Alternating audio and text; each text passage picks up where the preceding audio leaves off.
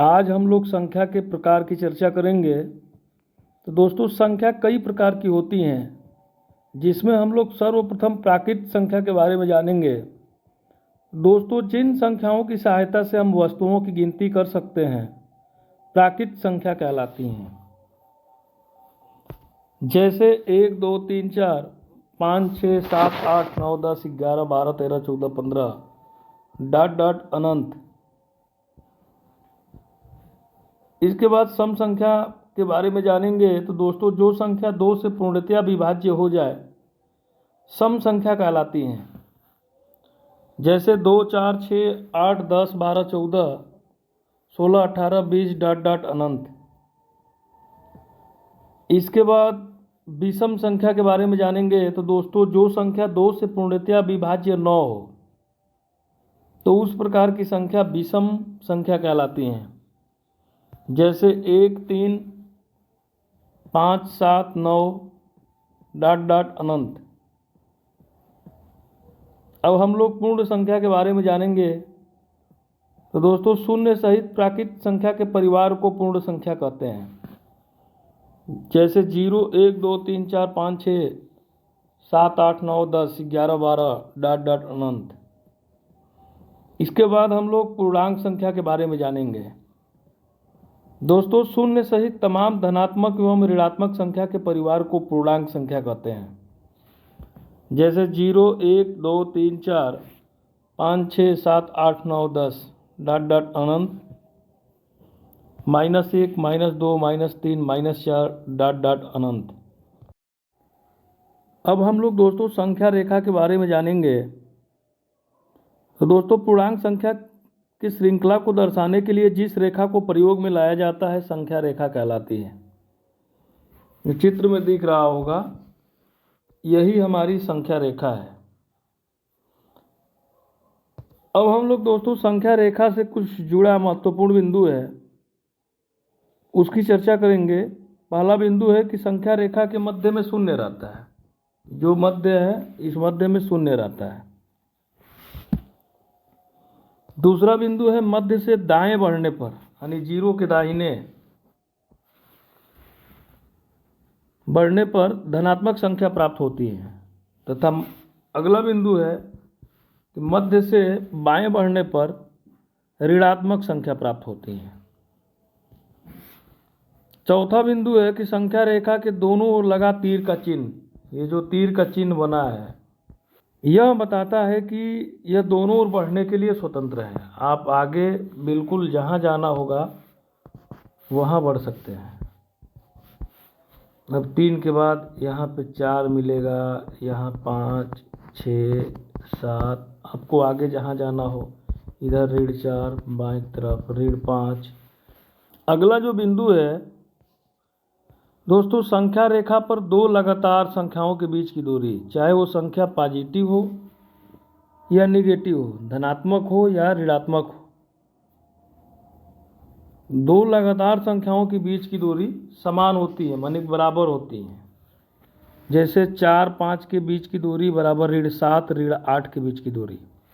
दोस्तों, जो संख्या रेखा है, उस संख्या रेखा पर दो लगातार संख्याओं के बीच की दूरी सदैव क्या बराबर होती है। जो दूरी 0 और 1 के बीच की दूरी है, वही दूरी 1 व 2 के बीच की दूरी है। वही दूरी 2 और 3 के बीच की दूरी है। वही दूरी 0 -1 के बीच की दूरी है। वही दूरी -1 -2 के बीच की दूरी है। वही दूरी -2 -3 के बीच की दूरी है। अब हम लोग दोस्तों परिमेय संख्या के बारे में जानेंगे। तो दोस्तों, वैसी संख्या जिन्हें P/Q के रूप में दर्शाया जा सके, वैसी संख्या जिसे P/Q के रूप में लिखा जा सके, तथा Q ≠ 0, Q का मान 0 न हो, 0 न हो, तो उस प्रकार की संख्या परिमेय संख्या कहलाती हैं। जैसे आपका उदाहरण है 5/4 2 सही 1/6 -1/6 -5 2 डॉट डॉट। परिमेय संख्या में कुछ नोट पॉइंट है जिसकी चर्चा हम लोग करते हैं। दोस्तों, परिमेय संख्या को दशमलव में बदलने पर वह या तो रेकरिंग के रूप में आएगा या पूरी तरह दशमलव रूप में आएगा। जैसे 1/2, 1 में 2 से भाग देंगे तो उसका मान आएगा 0.5। ये पूरी तरह दशमलव रूप में है। जैसे 2/3, 2 में 3 से भाग देंगे तो आपका वैल्यू आएगा 0.66666। तो ये हम आपका रेकरिंग रूप है, इसको हम बोल सकते हैं कि 0.6 बार। अब हम लोग अपरिमेय संख्या के बारे में जानेंगे।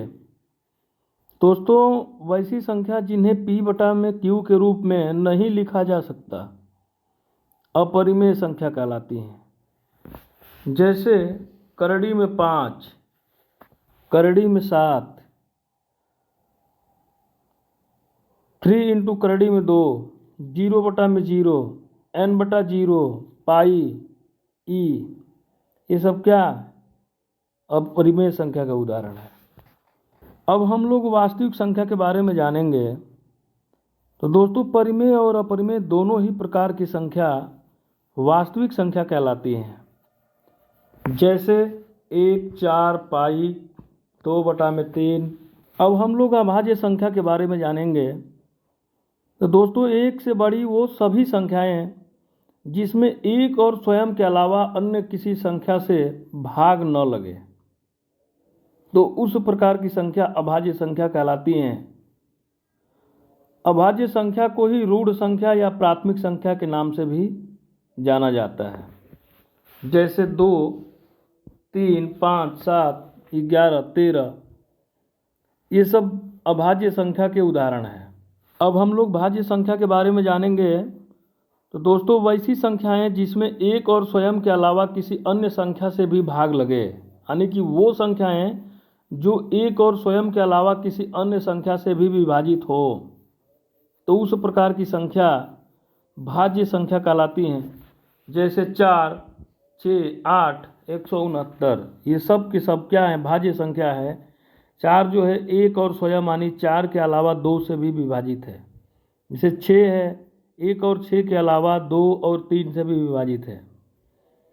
8 है, 1 और 8 के अलावा 2 और 4 से भी विभाजित है। जैसे 169 13 से विभाजित है। तो हम कह सकते हैं कि ये सब के सब जो है भाज्य संख्याएं हैं। अब कुछ नोट पॉइंट है, उसकी चर्चा करेंगे।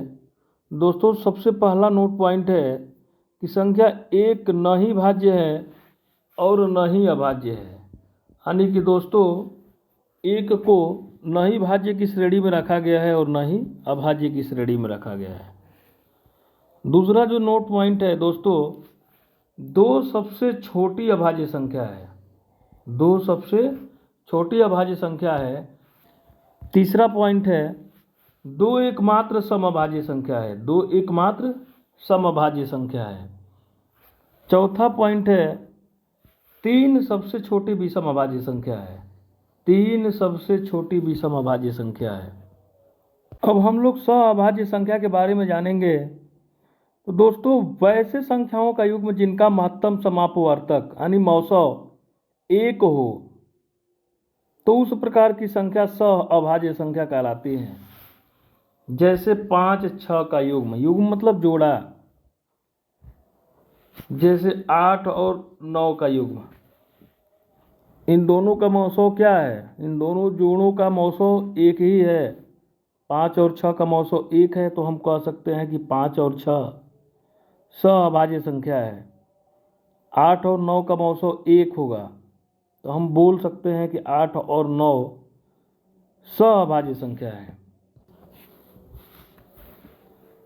अब हम लोग द्विअंतरीय प्राथमिक संख्या या जुड़वा अभाज्य संख्या के बारे में जानेंगे। तो दोस्तों, वैसी अभाज्य संख्याओं का युग्म जिनके बीच का अंतर 2 हो, द्विअंतरीय प्राथमिक या जुड़वा अभाज्य संख्या कहलाती है। जैसे दोस्तों 3 और 5 का युग्म, तो ये दोनों 3 और 5 अभाज्य संख्या हैं। इनके बीच का अंतर भी क्या है, 2 है। हम बोल सकते हैं कि जुड़वा अभाज्य संख्या है। जैसे और 5 और 7, 5 और 7 का युग्म, दोनों का अंतर 2 है, दोनों अभाज्य संख्या है, तो हम बोल सकते हैं कि ये जुड़वा अभाज्य संख्या है। जैसे 17 और 19 का युग्म, दोनों का अंतर 2 है, दोनों अभाज्य संख्या है, तो हम बोल सकते हैं कि 17 और 19 जुड़वा अभाज्य संख्या है। अब हम लोग रामानुजन संख्या के बारे में जानेंगे। तो दोस्तों, वैसी लघुत्तम प्राकृत संख्या जिसे दो अलग अलग घन संख्या के योग के रूप में लिखा जा सके रामानुजन संख्या कहलाती हैं। जैसे 1729, ये आपकी रामानुजन संख्या का उदाहरण है। दोस्तों, 1729 10 का घन और 9 का घन का योगफल के बराबर है। 10 का घन आपका 1000 और 9 का घन 729, दोनों को जोड़ देंगे आपका 1729 प्राप्त हो जाएगा। और 12 और 1 का घन का योग के बराबर है। 12 का घन 1728 और 1 का घन 1 जोड़ देंगे तो आपका मिल जाएगा 1729। तो इस प्रकार दोस्तों, ये जो संख्या है रामानुजन संख्या है, इसको हम बोल सकते हैं कि ये 1729 क्या है, रामानुजन संख्या है।